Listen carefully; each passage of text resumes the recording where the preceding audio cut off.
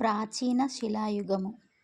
Greek భాషలో palaeo అనగా ప్రాచీన మరియు లిథోస్ అనగా లిథిక్ అనగా రాతి లేదా శిల అని అర్థం.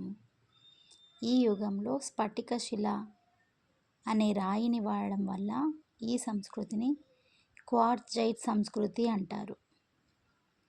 ఈ శిలాయుగమునకు సంబంధించిన తొలి ప్రదేశమును రాబర్ట్ బ్రూస్ ఫ్రూట్ 1863లో తమిళనాడులోని పల్లవరంలో కనుగొన్నాడు.